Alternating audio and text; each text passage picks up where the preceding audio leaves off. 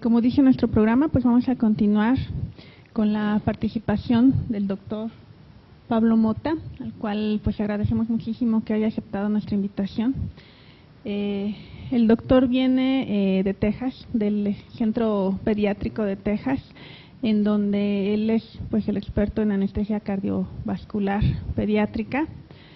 El día de hoy él nos va a platicar de un tema pues que nos involucra a todos, no nada más a los anestesiólogos cardiovasculares, porque nos va a hablar del manejo del niño cardiópata fuera del quirófano, que a veces tienen que ser sometidos a muchos estudios de diagnóstico.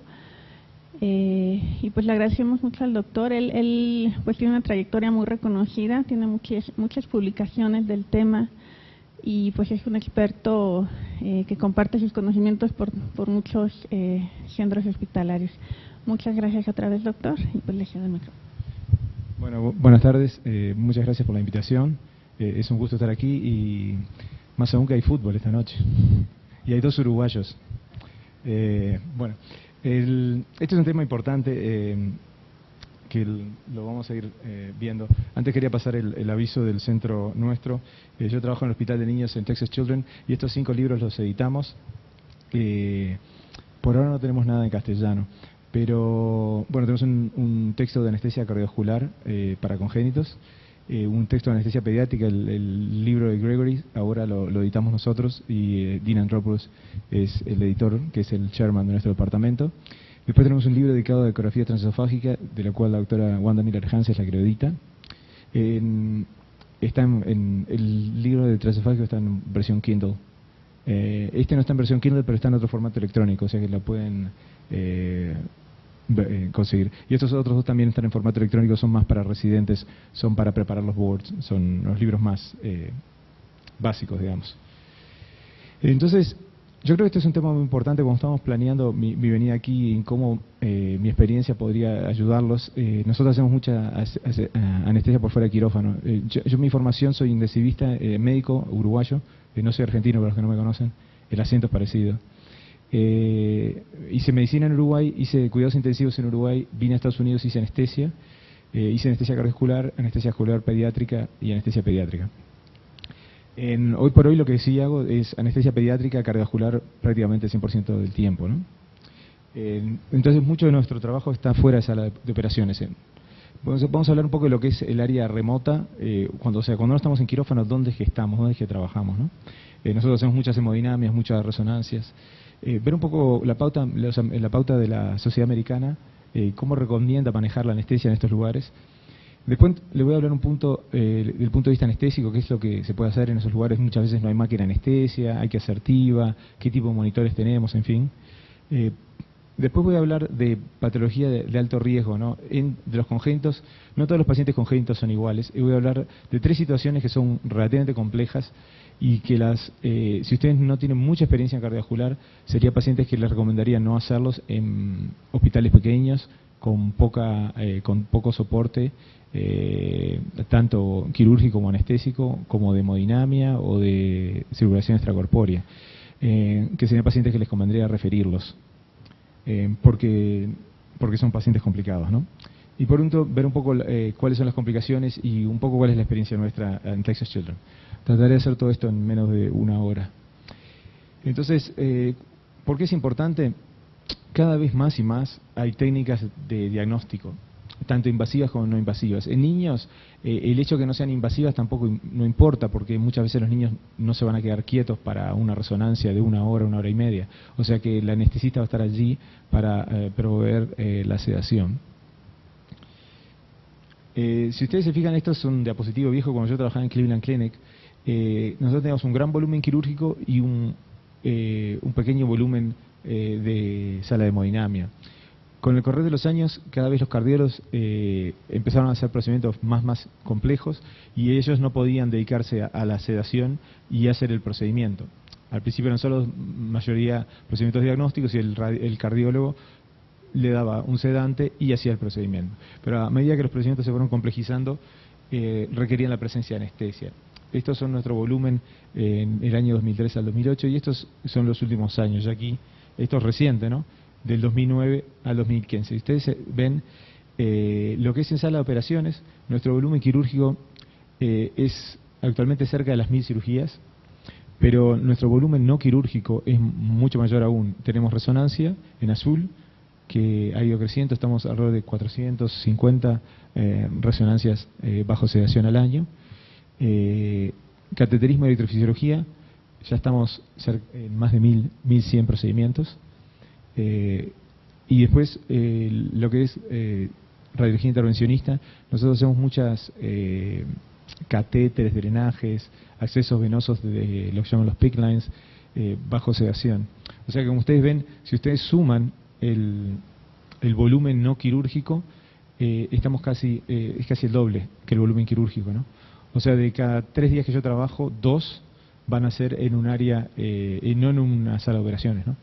Va a estar en un resonador, en una hemodinamia o en algún otro. O sea que lo hacemos muy frecuentemente. Ven aquí, nosotros, esto es en el año 2015, hicimos 2.700 anestésicos, de los cuales solo 980 fueron en sala de operaciones.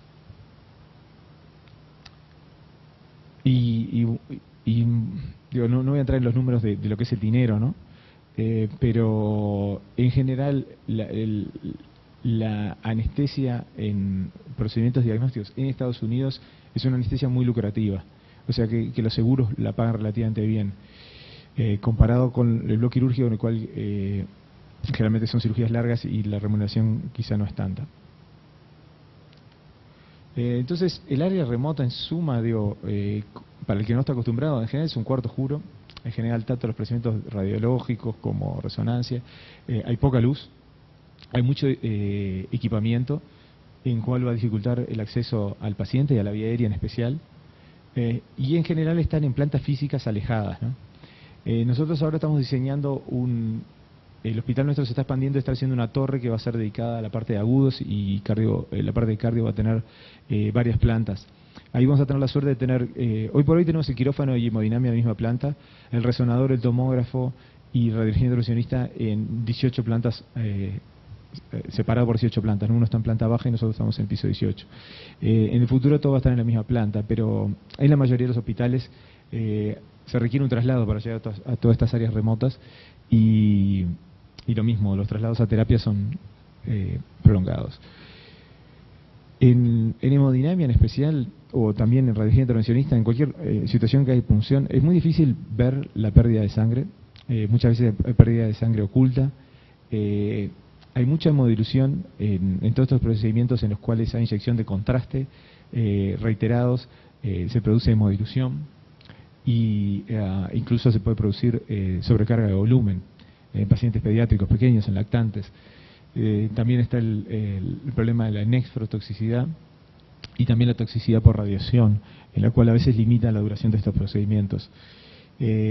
Muchas veces los equipos de rayos para su funcionamiento óptimo tienen que estar a temperaturas bajas, menor de 20 grados, están entre 15 y 18 grados. O sea que para el paciente pediátrico es un problema, ¿no?, para el mantenimiento de la homeotermia. Y bueno, el transporte también puede ser prolongado. El fluoroscopio, también, ¿no?, el C-arm que le llaman, ¿no?, nos dificulta el acceso a la vía aérea. El paciente está allí y entre las camas laterales y las anteroposteriores es muy difícil llegar al paciente, ¿no? De manera ideal, las áreas de radiología deben tener recuperaciones anestésicas cerca para evitar los traslados. Nosotros tenemos en planta baja, donde hacemos muchas de las sedaciones para resonancia, tomografía y radiología intervencionista, tenemos una planta de recuperación anestésica.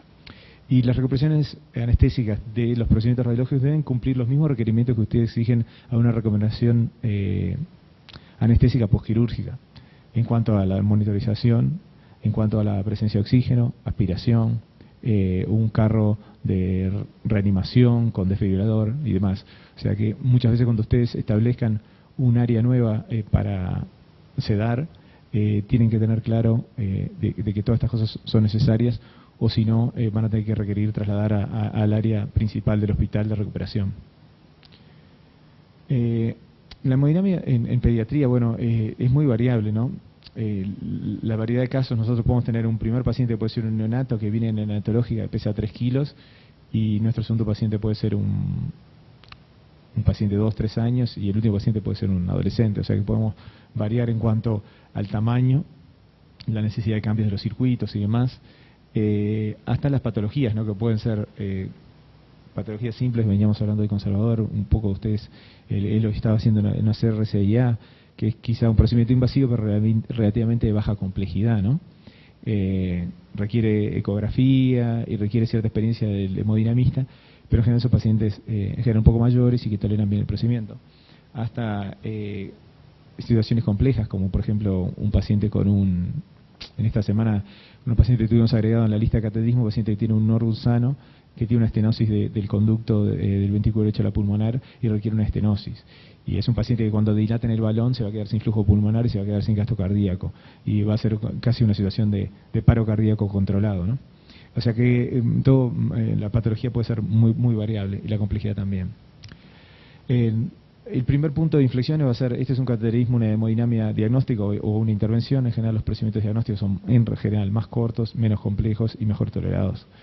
En general, nosotros como anestesistas, es completamente distinto a lo que hacemos en el bloque quirúrgico, en el cual en el bloque quirúrgico nos adelantamos al estímulo quirúrgico dando narcóticos, aumentando la profundidad anestésica. Aquí en hemodinamia los cardiólogos quieren un estado basal, lo más similar a las condiciones de que el paciente estaría ambulatorio. Porque si cualquier patología, la anestesia la va a afectar. Por ejemplo, si el paciente tiene una hipertensión pulmonar leve o moderada y uno hiperventila y aumenta la oxigenación, quizá no puedan diagnosticar la hipertensión pulmonar. Entonces habría que hacer el diagnóstico con normocapnia y ventilando con aire exclusivamente. Entonces, en general, hay que establecer las condiciones que el cardiólogo requiere en el momento del estudio, si requiere una condición de aire o oxígeno, o generalmente las condiciones pueden ir variando, aire, oxígeno y óxido nítrico en el caso que esté utilizando. Y lo mismo la PCO2 en límites normales. En cuanto a la monitorización, bueno, va a ser el monitoreo estándar de cualquier anestesia, ¿no? Electro, presión, oximetría, capnografía. En general, en hemodinamia hacemos gasometría seriada, ya que hay acceso vascular, arterial y venoso, en especial en pacientes pequeños por evitar la hipoglicemia, la hipocalcemia. En pacientes lactantes que ustedes no tienen la capacidad de hacer gasometría, les recomendaría utilizar soluciones de dextrosa al 10%, ¿no? Monitoreo de temperatura es muy importante. Nosotros tenemos el Berghager, un tipo de dispositivo de calentamiento en base a sábanas de circulación de aire, pero algún tipo de monitoreo y de calentamiento. La pérdida de sangre oculta lo pueden ver con hematocritos seriados, aunque el hematocrito puede afectarse por la hemodilución. Y es importante manejar bien la hidratación de los cianóticos en el preoperatorio para evitar las crisis hipercianóticas. En cuanto a nosotros, en nuestra salud como médicos, ¿no? Este es un slide de Chernobyl, ¿se acuerdan del accidente nuclear? O sea que hay que tratar de estar lo más alejado posible, utilizar las barreras, el delantal de plomo, el collarete, enfrentar la tiroides y los ojos, ¿no? Las cataratas son frecuentes. El jefe mío se operó de cataratas a los 51 años. O sea que traten de tener el equipamiento adecuado, y si no es fundamental que estén cerca, si no está haciendo una intervención con el paciente, tratar de alejarse. Este fue un artículo interesante reciente. Esta es la exposición de los anestesistas en una suite de neurointervención. Y acá hay procedimientos angiográficos de intervención, y acá vemos tanto la radiación expuesta para el anestesista como para el radiólogo, y vemos que en procedimientos diagnósticos el radiólogo está más expuesto que el anestesista, pero en procedimientos de intervencionismo el radiólogo está menos expuesto que el anestesista. O sea que si bien ustedes no están haciendo el procedimiento, también están expuestos. La radiación dispersa es 3 veces más importante para el anestesista que la radiación directa, lo que se llama scatter radiation, ¿no? O sea que es importante invertir en los lentes de protección, ¿no? Nosotros en el hospital nos provee los lentes de protección, ahora yo necesito los lentes de los bifocales, o sea que me los tengo que comprar, pero les recomendaría, si esto es algo que lo hacen frecuentemente, más de una vez a la semana, sería importante para la longevidad de ustedes, ¿no? La resonancia magnética son procedimientos de duración variable. En general, se hacen estudios dobles, por ejemplo, se hacen cerebro y cuello, o nosotros que hacemos mucha resonancia cardiovascular, esos procedimientos son largos, son de alrededor de 1 hora y media. Eso es importante en cuanto a la consideración, el tipo de sedación que van a hacer, si van a controlar o no la vía aérea, son aspectos que tienen que plantearse. A veces tienen que hablar con radiólogo porque a veces ellos van a requerir secuencias de apnea, entonces eso va a ser importante que controlen la vía aérea, ¿no? No es invasivo, pero no tolera movimientos, ¿no? Porque una vez que empiezan las secuencias, si hay un movimiento, el paciente se mueve, tienen que reiniciar toda la secuencia. O sea que tiene que estar con el paciente sedado profundamente. Y lo importante es, bueno, la desmagnetización, ¿no? Sacarse todos elementos de metal que tienen. El tomógrafo en general, los procedimientos tomográficos son cortos, entonces ahí a veces pueden hacer sedaciones sin controlar la vía aérea porque son secuencias cortas, de 5 minutos en general, 5 o 10 minutos. Tiene una radiación elevada, entonces en general es mejor no estar cerca, se pueden salir al área de control. Y la utilizan mucho para fenómenos vasculares, porque tiene muy buena resolución, por ejemplo, para ver coronarias anómalas y demás. ¿Qué recomienda la ASA?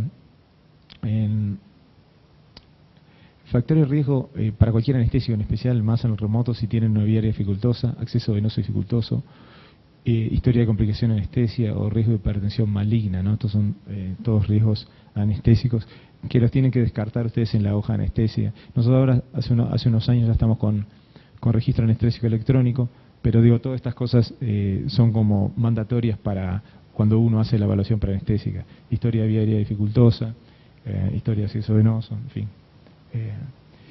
En general, en líneas generales, lo que ustedes tienen como en cualquier sala de cirugía, también lo van a necesitar en una sala en que van a proveer anestesia remota. O sea, como por ejemplo, si ustedes tienen una máquina de anestesia, también van a tener con flujo de oxígeno del central del hospital, también van a requerir una fuente de oxígeno accesoria. O sea, si tienen solo accesorio, van a requerir la presencia de 2 tubos de cilindro C para por si falla uno tener otro, ¿no? Si ustedes tienen un ventilador, van a requerir un bubac o un circuito de Bain, algún tipo de circuito para proveer y poder ventilar en caso que falle. O sea, en ese sentido los requerimientos son iguales. En cuanto al tipo de anestesia que van a hacer de sedaciones mínimas hasta anestesias generales. En pediatría es muy difícil hacer una sedación mínima. Que los pacientes estén despiertos y se puedan comunicar. O sea que en general lo que nosotros hacemos son sedaciones profundas o anestesias generales. Un poco lo que define aquí es si intervenimos o no la vía aérea, ¿no? A veces se hacen goteos de propofol con cánula nasal, pero los pacientes prácticamente no están apneicos, pero no tienen ningún tipo de respuesta a la estimulación. Lo que diferencia es si pueden mantener la ventilación. Como ustedes ven, cuando ustedes llegan a la sedación profunda de anestesia general, en general la función cardiovascular puede verse afectada. Entonces ahí eso les va a afectar un poco el agente de elección, dependiendo de la patología cardiovascular que el paciente tenga. Entonces las cardiopatías congénitas, se hace una clasificación de un libro que salió ahora en Panamericana de anestesia pediátrica, editado por la gente de La Paz, del Hospital de La Paz en España. El doctor Antonio Pérez Ferrer es el editor responsable. Yo publiqué el capítulo de anestesia para congénitos. Este es robado de allí. Entonces, del punto de vista para los que no están familiarizados con las cardiopatías congénitas, piensen desde el punto de vista fisiopatológico cuál es el problema del paciente. Porque ahí es un poco el comienzo. Entonces, lo primero es si hay cortocircuitos. el primer cortocircuito es fácil de atender, es el cortocircuito izquierda-derecha, ¿no? En general son patologías que cursan con flujo cardíaco aumentado, flujo sanguíneo pulmonar aumentado, y que se presentan en general con falla cardíaca. Y esas las más clásicas son la CIB, la CIA, el foramen y el canal AB. En general estas patologías, si bien los pacientes no tratados se manifiestan con falla en el crecimiento, malnutrición, son pacientes que en general van a tolerar la anestesia, ¿no? Los pacientes que tienen cortocircuito derecha-izquierda, en general lo que cursan con flujo pulmonar disminuido, y esto sí se manifiesta con cianosis e hipoxemia. Presentación clásica de tetalogía de Fallot y atresia pulmonar con CIA. Estos pacientes en general son de mayor riesgo para la anestesia, ¿no? En especial porque esas crisis hipercianóticas pueden presentarse durante el manejo anestésico. Entonces, esto sería como dirían en Estados Unidos, sería un red flag, una bandera roja, ¿no? Un paciente de más alerta.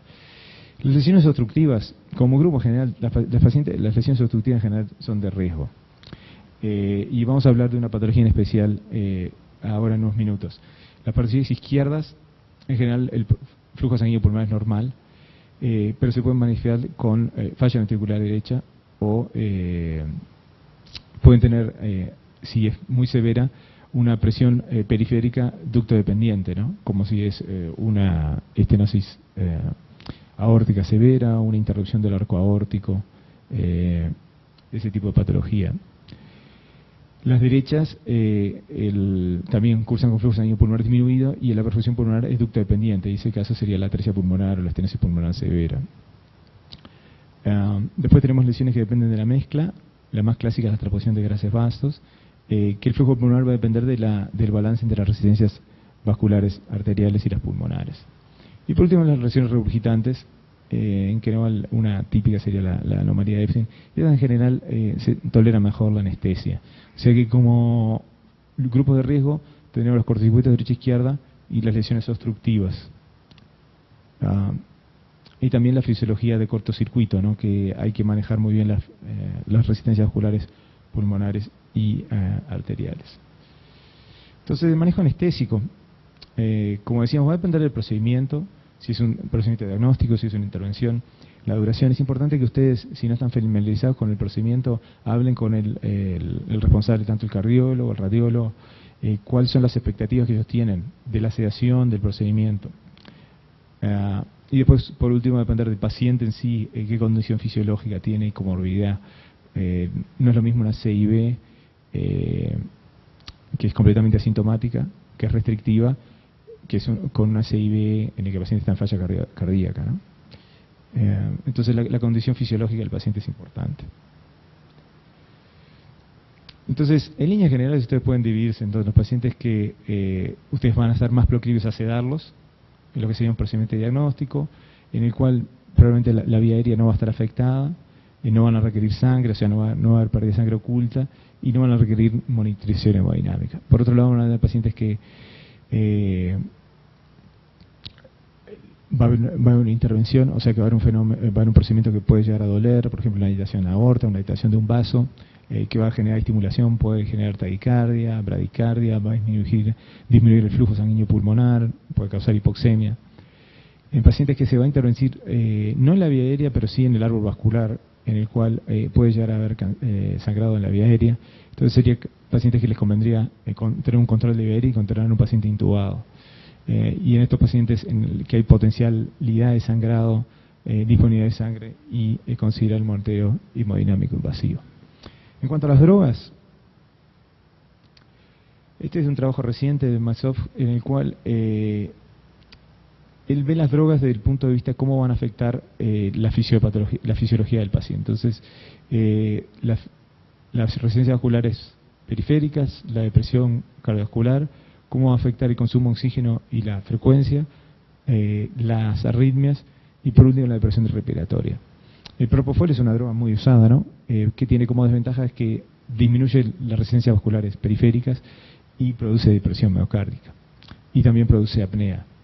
Entonces es una droga que a dosis elevadas les puede causar problemas a los pacientes cardiovasculares. Entonces hay maneras, o no usándola o asociándola a otras drogas. En general, a las drogas que se asocia bastante es a la ketamina o a la dexmedetomidina, para disminuir los efectos negativos del propofol. Los agentes inhalatorios también producen dilatación y producen disminución de la resistencia vascular, depresión miocárdica y pueden producir también depresión respiratoria.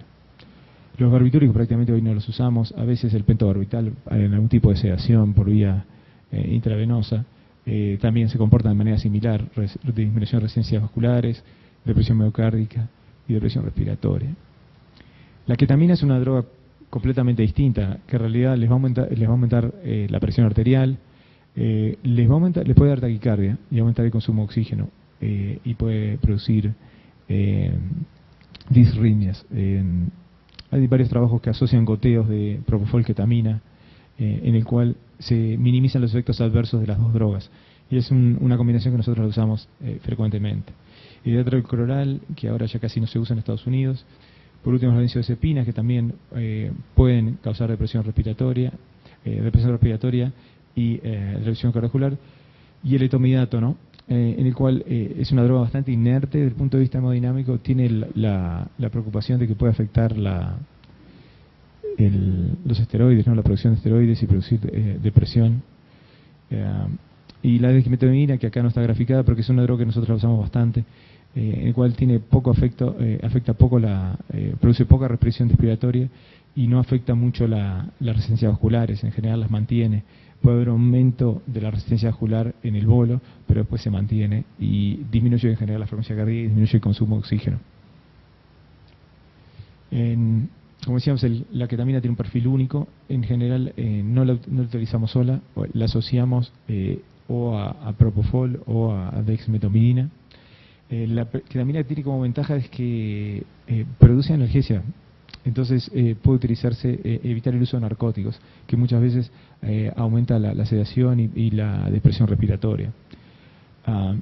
No aumenta la incidencia de propofol, y asociada a propofol disminuye los efectos psicomiméticos, porque el problema son en los adolescentes en general que tengan un mal despertar con la ketamina, ¿no? Con las alucinaciones y demás. La otra droga un poco diferente que utilizamos es la dexmedetomidina. Como decíamos, tiene varios efectos. En general tiene un efecto analgésico a nivel medular y un efecto sedante al disminuir el flujo de catecolaminas, ¿no? Es un alfa-2 agonista, en lo cual genera una inhibición de la liberación de catecolaminas, produciendo la sedación. A nivel cardiovascular, lo que se ve sí es bradicardia, entonces hay que tener cuidado en pacientes que tienen una patología cardiovascular que dependen del gasto cardíaco de la frecuencia cardíaca para mantener su gasto cardíaco. Pero es una droga que la usamos bastante.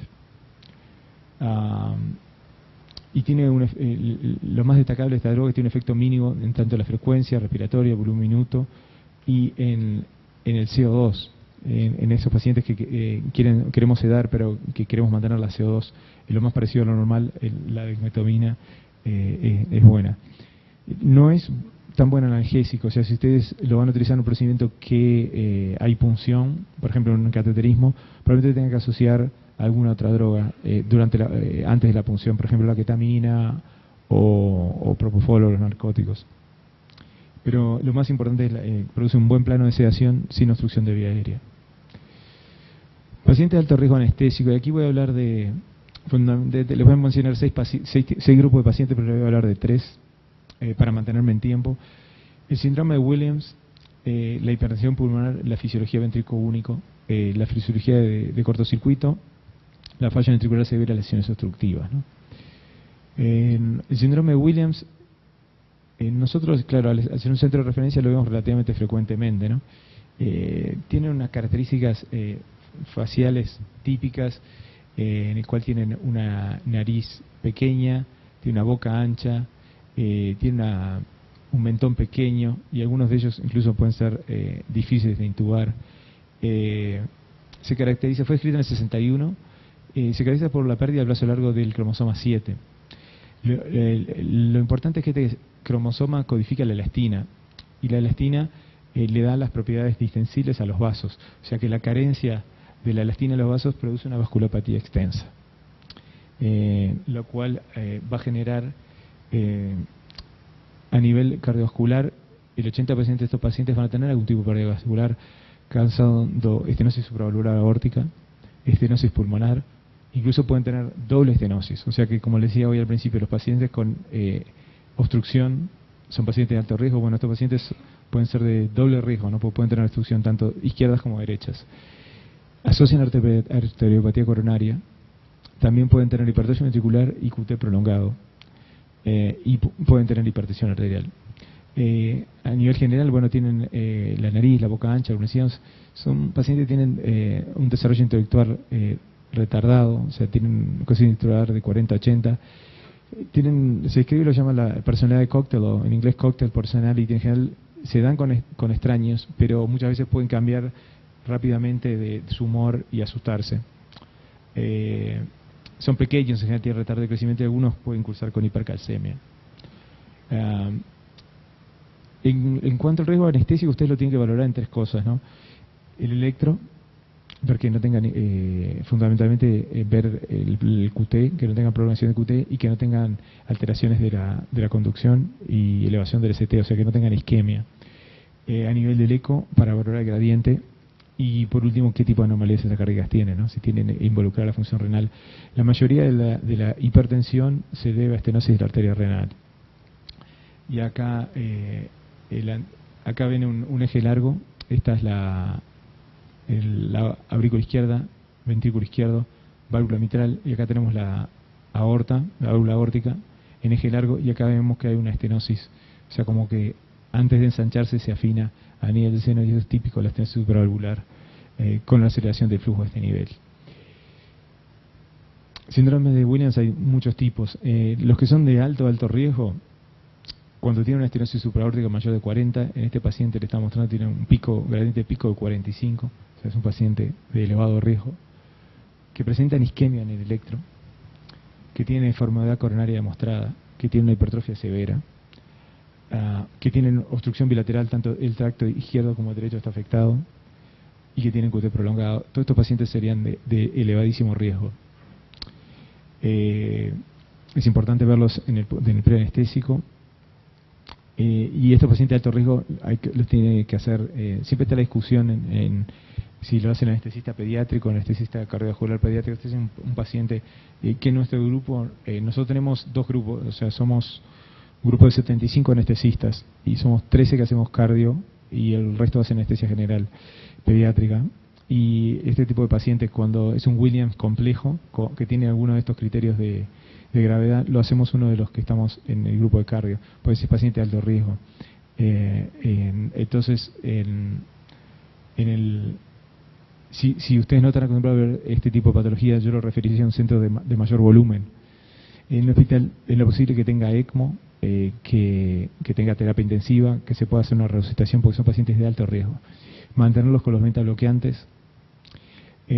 Si lo van a hacer en un área remota, muchas veces les conviene inducirlos cerca a los quirófanos. Nosotros tenemos en piso 18, donde tenemos los quirófanos, la hemodinamia y la recuperación, una sala de inducción en la cual está cerca de las otras quirófanos, para tener más ayuda, por ejemplo, tener un broncoscopio.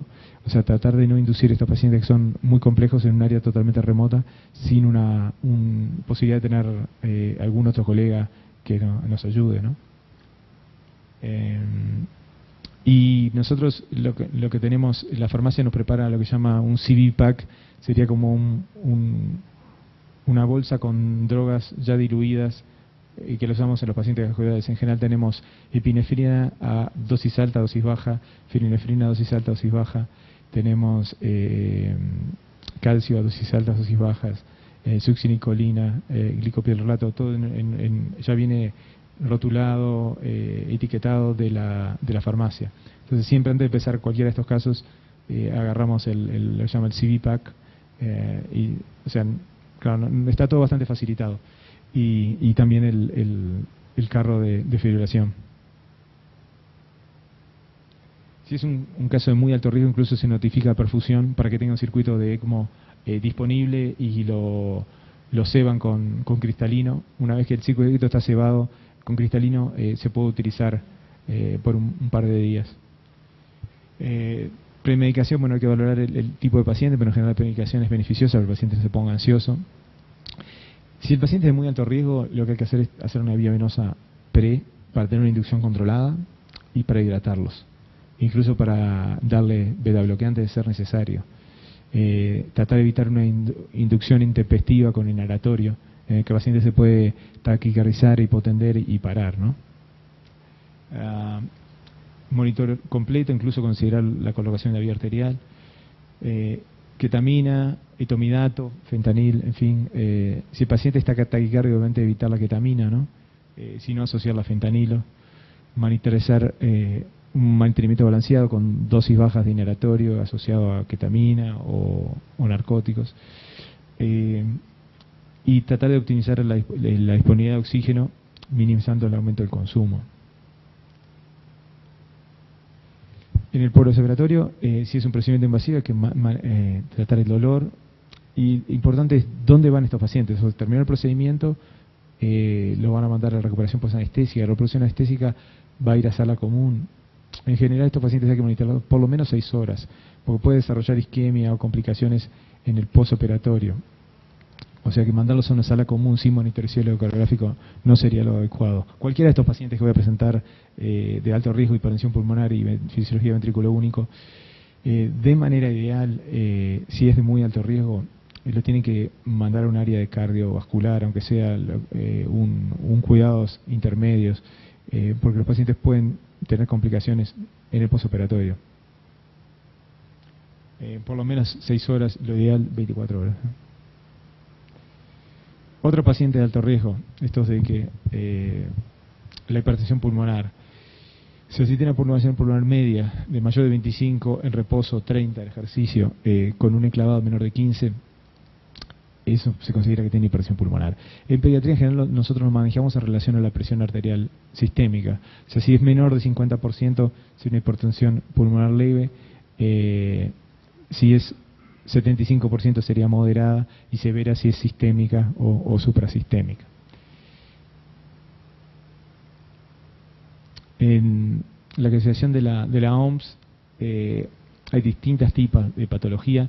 Nosotros vemos mucha hipertensión pulmonar primaria, o sea, idiopática, o secundaria a las cardiopatías congénitas, pero hay, si ustedes hacen más adultos, obviamente van a ver más hipertensión pulmonar secundaria a cardiopatía o a EPOC. Lo importante de la hipertensión pulmonar es también ver qué capacidad funcional tienen, ¿no? Qué clase están, si es asintomática puro o a mínimos esfuerzos o incluso en reposo. Como ustedes ven aquí en este gráfico, ven que los pacientes que tienen hipertensión pulmonar, esta es una serie que cateterizados, ¿no? Lo que tienen, pues, hipertensión pulmonar subsistémica, el porcentaje de publicaciones es mucho menor que el porcentaje de procedimientos. En la suprasistémica, la mayoría van a sufrir algún tipo de complicación. O sea que es muy importante saber estadificar la hipertensión pulmonar. Los objetivos anestésicos del manejo es tratar de reducir la poscarga del ventrículo derecho, o potenciar la precarga, aunque es un término discutido, ¿no? Como decían aquí, pero el ventrículo derecho es una estructura difícil, completamente distinta al ventrículo izquierdo, ¿no? Entonces tiene que geométricamente es distinto, y patológica, la anatomía patológica es distinta. Entonces, si bien no puede estar vacío, para su máxima contractilidad se distiende fácilmente. Y requiere de presión de perfusiones altas, en especial en ventrículos derechos que están en el paciente con hipertensión pulmonar, que son ventrículos derechos que están sujetos a presiones altas. Entonces no toleran bien la hipotensión. Y evitar cualquier factor desencadenante de crisis de hipertensión pulmonar en general en el punto de vista anestésico. El manejo de la vía aérea intempestivo en pacientes que están semidespiertos puede desarrollar una crisis de hipertensión pulmonar. El tratamiento es a nivel de 3 niveles, ¿no? A nivel de la vía de las prostaglandinas, de las endotelinas o de la vía del óxido nítrico. En general es utilizar oxígeno al 100%, apoyo inotrópico del ventrículo derecho. A veces nosotros hacemos la combinación de mirrinona para el ventrículo derecho con vasopresina para asegurar una buena presión de perfusión. Porque la mirrinona sola, si bien va a vasodilatar el circuito pulmonar, también va a haber cierta vasodilatación sistémica, disminuyendo la presión de perfusión del ventrículo derecho. Profundizar la anestesia y mantener los pacientes sedados. Si el paciente desarrolla una crisis de hipertensión pulmonar bajo anestesia, hay que considerar mantenerlo sedado algunas horas y llevarlo directamente a la terapia intensiva y no intentar el despertar anestésico mientras el paciente está en la crisis, ¿no? Corregir la acidosis y tratar la hipotermia si existiera. Este es un trabajo de óxido nítrico y ECMO, y eran pacientes de alto riesgo en los cuales que el uso de óxido nítrico disminuyó el uso de ECMO, ¿no? Por último, el otro grupo de alto riesgo que quería mencionar era la fisiología de ventrículo único. Tiene una anatomía variable que va desde la decoración hipoplásica, o sea, casi sin comunicación o con una aorta muy atrésica, una mitral atrésica. Es una paleación en 3 estadios: el Norwood con vitillanto sano, el cortocircuito de Glenn, en el cual se anastomosa la cava superior a la pulmonar y se saca el cortocircuito, y por último el Fontana, en el cual la cava inferior también se une al circuito pulmonar, en el cual hay una separación de circulaciones, pero hay una circulación sin ventrículo, ¿no? La circulación venosa es sin ventrículo. Hay otras patologías como la atresia pulmonar o el ventrículo duro de entrada, que también pueden llegar a una vía final común de ventrículo único. Los objetivos en la fisiología ventricular en su paleación es que haya un flujo sistémico ininterrumpido, por eso se hace el Norwood y se genera la neoaorta. Una fuente de flujo pulmonar controlado, por eso se hace el sano o el Vitillant, la fístula arteriopulmonar. Un flujo coronario confiable. La aorta pequeña puede sufrir torsión en las reparaciones, y estos pacientes tienen elevadas mortalidad en el primer estadio entre el Norwood y el Glenn por isquemia. Entonces, cualquier paciente que van a hacer anestesia para sedarlo, por ejemplo, ahora nosotros estamos haciendo mucha resonancia pre-Glenn para ver cómo es el desarrollo de la circulación pulmonar. Entonces son pacientes de riesgo, ¿no? Y después un flujo venoso pulmonar interrumpido a través de una buena comunicación interauricular. En suma, es que haya una CIA amplia. Varios de estos factores pueden estar afectados con la anestesia, en especial si ustedes tienen un cortocircuito, ¿no? Cómo ventilan o no ventilan un paciente puede afectar el cortocircuito. Si un paciente dejó de tomar la aspirina y está hiperviscoso, puede tener más chances de trombosar o tener un bajo flujo a través de un shunt. Acá vemos la diferencia entre un VT shunt y un sano.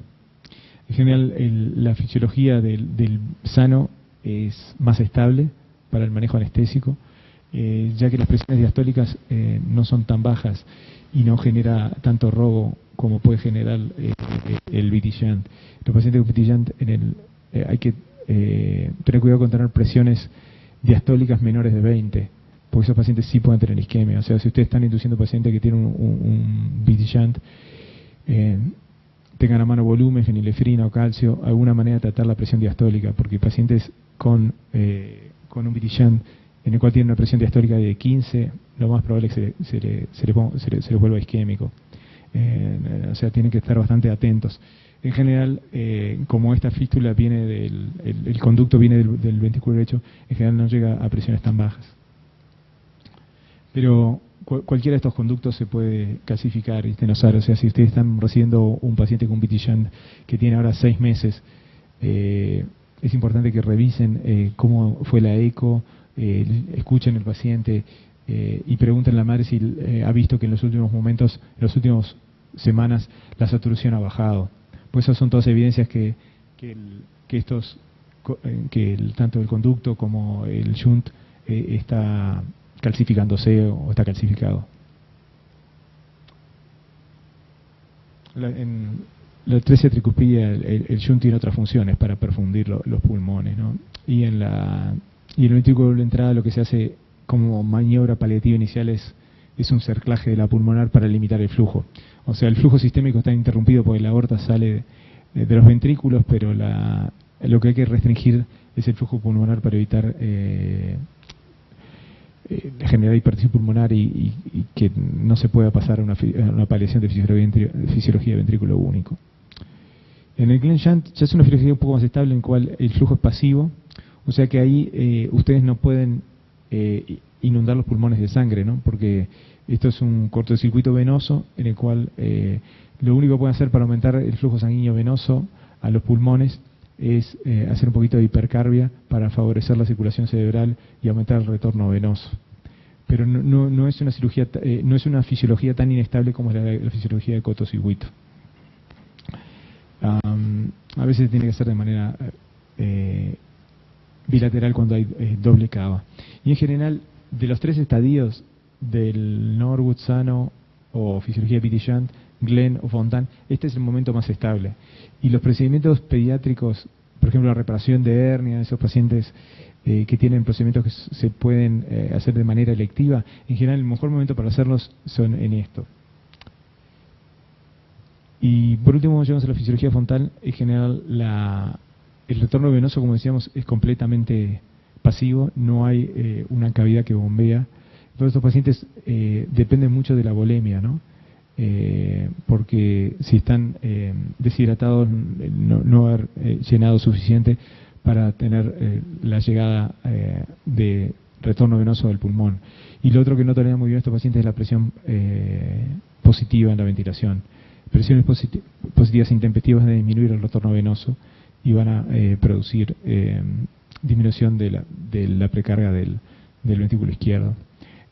La diferencia en los fontanes, algunos tienen fenestración, o sea, están conectados los circuitos pulmonar y el circuito sistémico. Algunos no.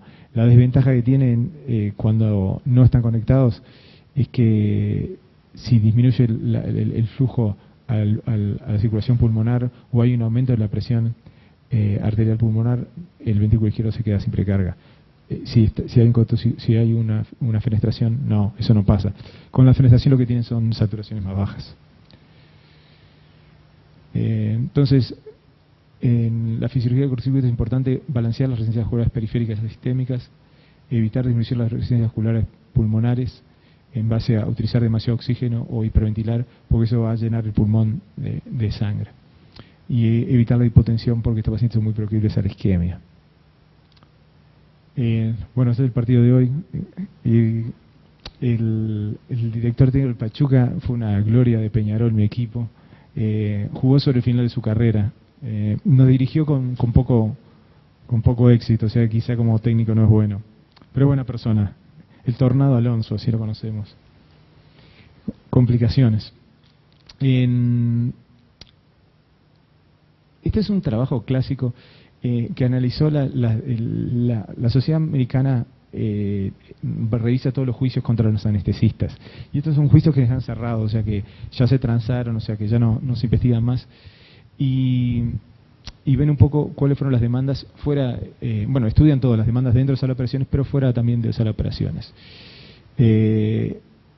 Y estas son pacientes que son de mayor riesgo, ¿no? Son pacientes que son incapaces de cooperar, que tienen problemas intelectuales, ¿no? O sea, los pacientes pediátricos son pacientes que no cooperan, apnea obstructiva, obesidad mórbida, en fin, los extremos de la edad. Son pacientes de más riesgo, ¿no? En la sedación pediátrica, en aquel momento, lo que se veía que no había un monitoreo adecuado. O sea, por ejemplo, en aquellos momentos no había oximetría y cuando había una complicación, o sea, para un paciente la reanimación era adecuada, no había una segunda fuente de oxígeno, no había un carro para desfibrilar y demás. Hasta el día de hoy estas cosas pasan, incluso en Estados Unidos. Una conductora famosa, Joan Rivers, falleció en un consultorio de cirugía plástica. No falleció inmediatamente, pero tuvo, o sea, todo eso se ve en los boletines de seguridad de anestesia, que en lugares remotos, en general, el estándar anestésico es menor. O sea, se demora más en diagnosticar los problemas y una vez que se diagnostica, el tratamiento no es el mismo que se hace en quirófano. En general muchas veces el anestesista está solo, no tiene alguien que lo ayude, en fin. Entonces, son lugares de mayor riesgo, ¿no?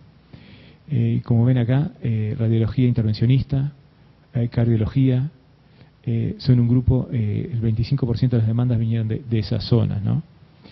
Y lo otro que ven aquí es que o sea, si bien hay menor índice de demandas en esa zona, el índice de muerte y de injuria cerebral es alta cuando comparamos acá NORA, que es Non-Operating Room Anesthesia, versus Operating Room. Fueron el estándar 63% fue subestándar comparado con en sala de operaciones. Entonces las demandas fueron más elevadas, ¿no? Porque no se actúa adecuadamente. Y hay un distinto grupo pero tenemos radiología, cardiología, consultorios dentales. El uso de ECMO en cateterismo, en algunos lados se utiliza profilácticamente, algunas veces se canula durante la reanimación. Nosotros, y este fue un estudio que vio un poco que tener ECMO disponible en cardiología intervencionista de alto riesgo mejora el pronóstico. Nosotros en general tenemos distintos niveles o sea, si el paciente es de alto riesgo, podemos tener un circuito disponible fuera de la sala de hemodinamia. Ahora lo que estamos utilizando bastante no, pero lo usamos es el Impela, para en general en pacientes que vienen. Nosotros tenemos una población de trasplantados relativamente alta que ahora ya están en edad de vasculopatía post-trasplante y vienen bastante inestables y muchas veces los compensamos con un Impela y después le hacemos el estudio diagnóstico e incluso alguna intervención coronaria de ser necesario.